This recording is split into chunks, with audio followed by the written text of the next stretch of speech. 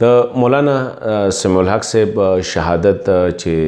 د دې میاشتې په 2 تاریخ په بحریه ټاون اسلام آباد کې شوی مختلف انګلز نه د هغوی انویسټیګیشن روان دی خو یو اهم ډیولپمنٹ پکې دا شوی دی چې د مولانا صاحب ذاتی چې کوم ملازم یا سیکرټری به مو او هغه ورسره ډرایور هم د 100 کالونو همیشه به په سفر کې هم دی ورسره احمد شاه صاحب چې کوم دی هغه د 13 ورځو راسي چې کوم دی هغه وی روک دی بې درکه دی اوس خلک مختلف خبرې کوي څوک وی چیرې د پولیس اوچت کړی دی خو پولیس وی چیرې مونږ ته داسې صداغه ضرورت داسې نو مونږ خو چې به کلم لاړو کلم ضرورت نو هغه لمبي ځل باندې 8 غنټې زموږ سره هغه بریفینګ مونږ هغه کړی دی حالانکه پولیس وی چیرې د انفارمیشن به مونږ کله چې لمبي ځل باندې هغه سره 8 غنټې وسره د مولانا صاحب زوی مو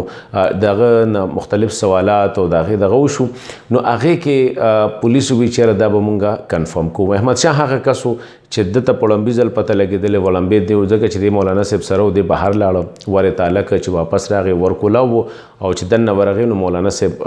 شهید شو نو دوی سره بیا دا ټول کمیونیکیشن د مولانا صاحب د بچو سره هم کړی دی نو دا غوي بعضی خلک دا وی چې او د نېشنل چې کوم د افغان نېشنل خو پاکستانی نېشنلټي وسره وو د مولانا صاحب ډیر خاص کسو د دې مرګ نه څومره وړاندې د افغانستان یو ډیلیګیشن هم راغلو چې مولانا صاحب ته ویلو د طالبانو سره د خبرو اترو په حواله سره وته ویلو چې تاسو خپل کردار ادا کړئ د مولانا صاحب خپل فیملی وی چې هغه ته تھریټس او هغه ته خطر و د افغانستان نه خو مولانا صاحب بداشي دومره سیریس ناغستو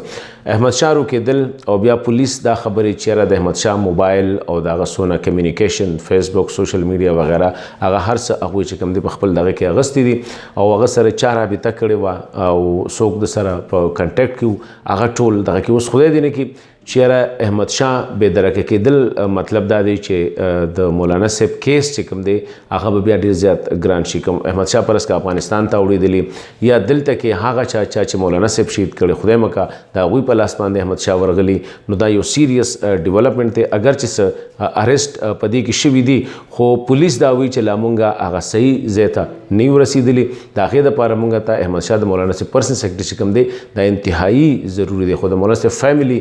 چې کوم د هغوی د طرفه چې کوم ریپورټس راځي میډیا کې هغوی دا وایي چیرې د 13 ورځو نه احمد شاه بالکل ورک دی نو سره په ټلیفون رابطه کېږي نه زمونږ نه او هغه د